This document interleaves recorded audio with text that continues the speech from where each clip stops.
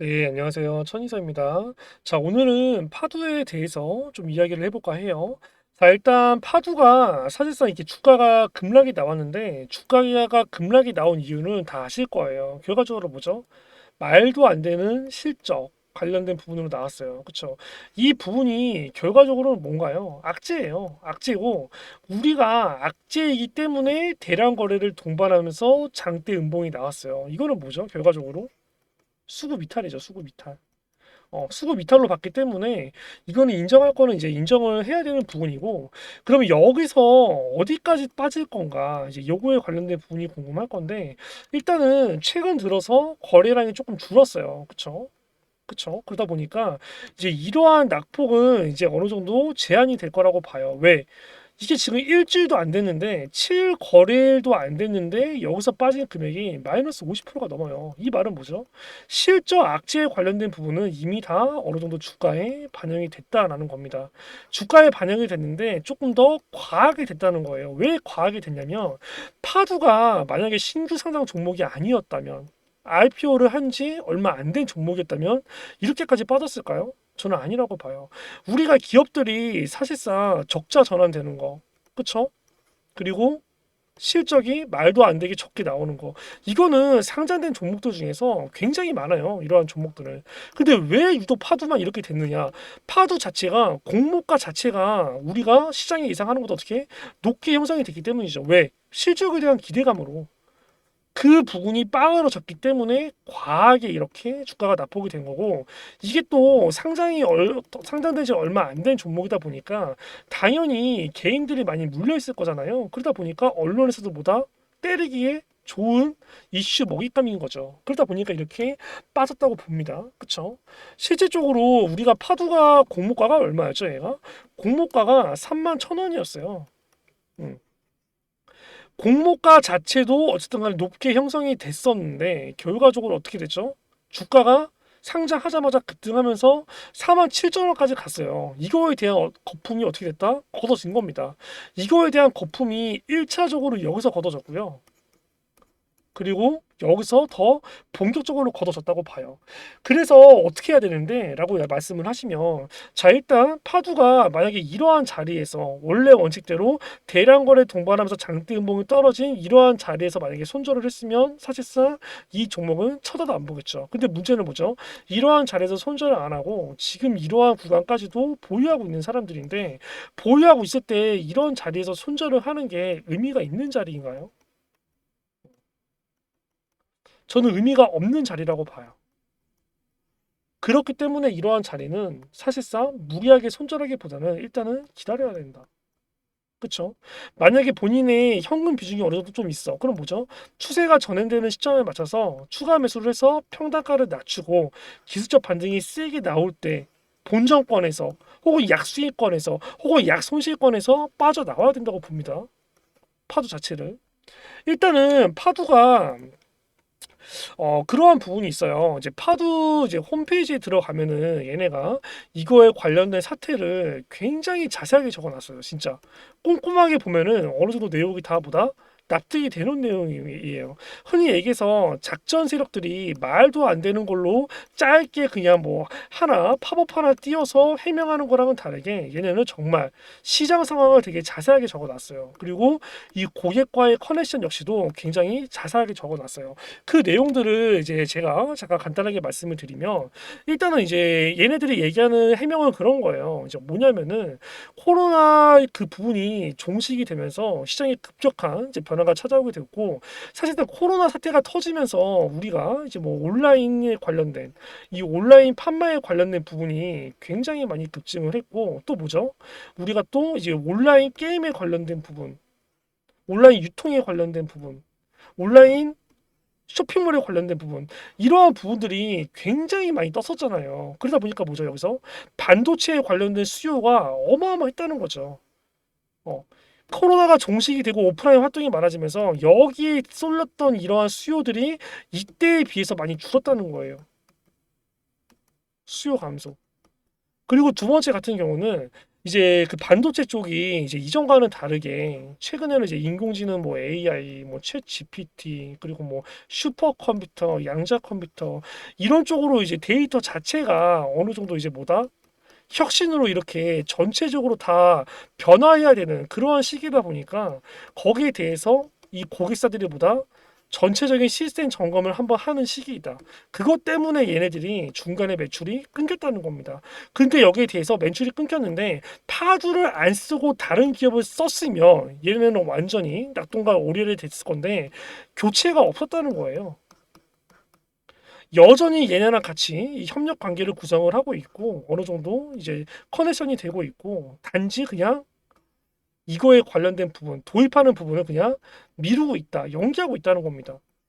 다른 기업이랑 교체를 안 하고 있다는 거예요. 그러한 부분들이 어떻게 보면은 조금 이제 나름 합리적이고 조금 위안이 된다는 내용이다라고 볼 수가 있고, 그리고 얘네들이 하는 그 SSD 데이터 센터 자체가 진입 시장이 굉장히 높아요. 그러다 보니까 이제 뭐 신규 회사라던가 뭐 다른 기업들이 다른 이제 뭐 그러한 이제 고객사를 이제 쉽게 교체가 되기가 조금 어려운 부분이 있다라고 봅니다. 그쵸? 한마디로 얘기해서 이제 뭐 시스템 대변화 이제 뭐 SSD 시장에 관련된 이제 뭐 코로나 이후에 어느 정도 약간 침체가 있었고 그리고 이제 인공지능 AI 쪽의 강화야 이러한 부분들 때문에 이 데이터 센터들이 전체적으로 약간 대대적인 시스템 재점검 절차가 있었다라고 하는 겁니다. 그러다 보니까 거기에 대해서 이제 뭐 고객사들이 부품 수급에 대해서 이제 전면 중단이 됐고 이 부분이 약간 직접적인 타격을 줬다라는 건데 결과적으로 얘네들이 이제 뭐 그 심사에 관련된 부분 말 그대로 그래서 이 예를 들어서 이 고객사들이 큰 것들이 있을 거잖아요. 여기에는 뭐 이제 뭐 엔비디아도 있을 거고 뭐 이제 삼성도 있을 거고 이제 뭐 여러 개가 있겠죠. 이게 뭐 이제 그 뭐야 아마존도 있을 거고 이제 뭐 애플도 있을 거고 여러 개가 있을 건데 결과적으로 이 SSD를 도입하는 데에 있어서 이 심사 과정이 굉장히 약간 좀 까다롭다. 이게 6개월에서 1년이 걸린다라는 건데 일단 한번 채택이 되면은 이 부분이 3년에서 5년까지는 간다라는 겁니다. 지금이 약간 이러한 기간이라는 거예요. 그러다 보니까 실적에 지적인 타격을 받았고 결과적으로 이제 4분기부터 슬슬 안정화되기 시작해서 내년에는 분명히 약간 호황이 올 거다. 약간 이렇게 3년에서 5년을 얘기하는 거죠. 이러한 호황이 올 거기 때문에 그때 실적이 다시 회복이 될 거다라는 게 이제 얘네들이 하는 주장인데 어느 정도 저는 신빙성이 조금 있다고 봐요. 그쵸?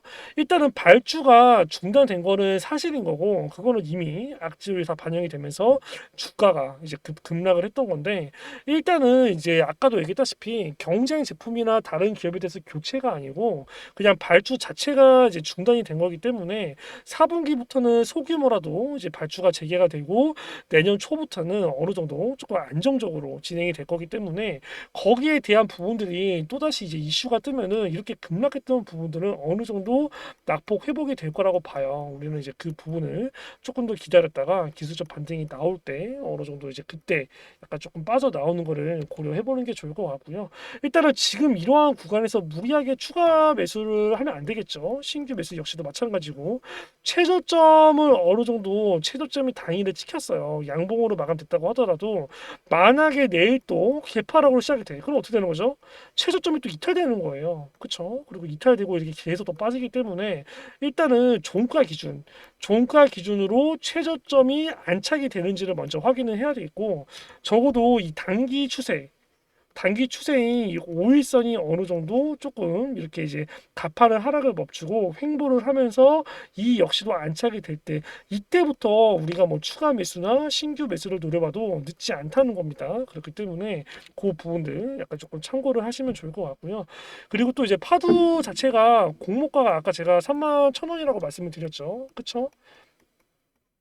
이 보호재수 물량이 항상 이 3개월 확약 그리고 6개월 확약으로 풀려요. 그치? 6개월 확약의 비중이 좀 가장 많고 일단 31,000원이라고 가정을 해봤을 때 일단 여기 8월 달이죠. 그럼 11월 7일 급락되기 전에 어느 정도 3개월 확약에 관련된 물량은 나왔을 수 있는 거고 근데 아직 6개월짜리가 안 나왔잖아요. 이제 8월짜리면 11월부터 또 이제 3개월 뒤면은 11, 1, 2월 달에 또 이 6개월에 관련된 보호 예수 물량이 풀릴 건데 당연히 이 기관 유저한들 입장에서는 지금 가격이 17,710원이면 얼마나 손해입니까? 공모가 대비해서. 그렇기 때문에 얘네들이 또 기관 애들이 또 이제 어느 정도 이거에 관련된 이제 후폭풍이 좀 지나가면은 어느 정도 조금 면역이 되면은 그때부터는 또 굉장히 약간 조금 이제 호재성 이슈를 리포트를 굉장히 많이 낼 거예요. 이제 그렇기 때문에 거기서부터 또 어느 정도 반등 기대해 볼 수가 있는 거고 그리고 또 얘네 파두가 그 사모펀드 이제 애들이 굉장히 많아요. 이제 사모펀드 애들이 굉장히 많은데 일단 여기 아마 파두라고 제가 검색을 해볼게요. 다트 전자공시에서 파두라고 검색을 해봤을 때 일단 이제 뭐 분기 보고서 이 부분은 아까 제가 얘기했던 약간 여기 보면은 최근에 이슈 있었던 내용들에 관련된 그러한 내용들이 이렇게 자세히 얘네들이 이제 기재를 해놨고요. 그리고 이제 주식의 대량 보유 상환 보고서 이렇게 들어가 보면은 얘네들이 이제 보면은 이게 굉장히 많아요. 펀드 애들이 말도 안 되죠. 이게 다 사모펀드 애들이에요. 보여요? 이제 뭐 세쿼이, 아트리, 오창원 뭐 어쩌고 저쩌고 뭐 유한회사 또 1호 어쩌고 2호 어쩌고 진짜 많죠. 얘네들 평단가가 기본적으로 이제 어느 정도냐면 18,000원대, 18,000원대에서 2만 원대예요. 그쵸? 어, 얘네들도 어느 정도 주가가 약간 조금 상위권에 있을 때 이렇게 3만 원대 이러한 구간에서 물론 차익 실현했어요. 차익 실현했는데 문제는 뭐다? 차익 실현을 한 물량들보다 안 한 물량이 훨씬 더 많다는 거예요. 어? 최근에 이렇게 최저점 16,215, 250원에서 이렇게 양봉 캔들 전환이 됐어. 이거 매수세에 누가 들어왔겠어요? 개인이 여기서 들어왔겠어요? 미쳤다고? 지금 이렇게 언론에서 악재 이슈만 때려대고 있는데 뉴스 보고 공포를 엄청 주고 있잖아요. 이 공포를 엄청 주고 있는 상태에서 개인이 들어왔을까요? 이 사모펀드 애들이 들어온 거예요. 왜? 얘네 평단가가 18,000원에서 12,000원, 2만 원 사이니까 여기서부터 슬슬 관리하는 거예요. 나오잖아요. 지금 18,000원에서 2만 원인데 여기서 주가 어느 정도 하락 멈추고 잠깐 횡보되는 부분, 저가 이탈 안 하는 부분 개미들 투매 나오는 것도 알아서 받는 부분. 그러면 얘네가 여기서 이러한 급락에 어떻게 보면 제한이 될 거고, 결과적으로 여기서 주가를 조금 더 질질 흘러내릴 수 있겠지만, 질질 내리다가 살짝 반등 주고, 또 질질 내리다가 횡보하고 또 반등 주고, 박스권 내에서 어느 정도 등락이 오가다가 한번 기술적 반등을 세게 주겠죠. 어? 그리고 얘네들 사모펀드 애들이 먼저 다 빠져나갈 거고, 수익권에. 근데 얘네가 이 본전 근처에서 빠져나가겠냐고요. 얘네가 뭐 5에서 10% 뛰게 하겠어요? 아니라니까요. 훨씬 더 높은 수익률을 볼 거란 말이에요. 어쨌든 간에. 어? 이 정도는 보지 않겠어요? 그러면 기술적 반등 세게 나올 때 사모펀드 애들 먼저 빠져나가고 사모펀드 애들 엑시트. 그 다음 뭐가 있어요? 내년 2월에. 기관 애들도 엑시트 해야죠.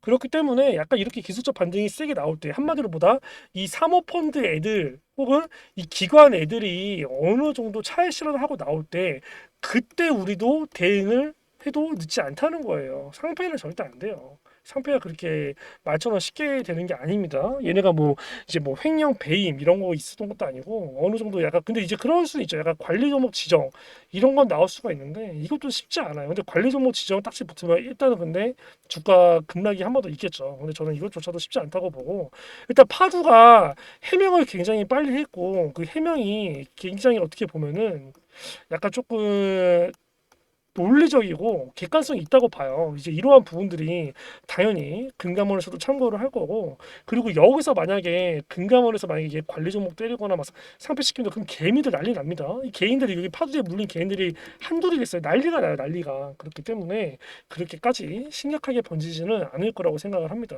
그리고 이제 파도가 그리고 이제 우리가 어쨌든 간에 이제 인공지능 AI 쪽이 이제 슬슬 대중화되고 있잖아요. 이 부분이 대중화되고 있으면 어쨌든 파드의 이 SSD가 굉장히 이제 점점 더 많이 이제 수요는 늘어날 수밖에 없어요. 늘어날 수밖에 없고 지금은 얘네가 아직 신생 기업이다 보니까 그거를 어느 정도 이제 테스트하는 과정이고 어느 정도 이제 기술력이 어느 정도 조금 더 이제 인정이 되고 일단 한번 매출이 안정적으로 꽂히기 시작하면은 그 부분은 이제 앞으로 계속 갈 거기 때문에 우리는 이제 이러한 쪽으로 기대감을 조금 더 가져봐야 되지 않나라고 생각이 듭니다.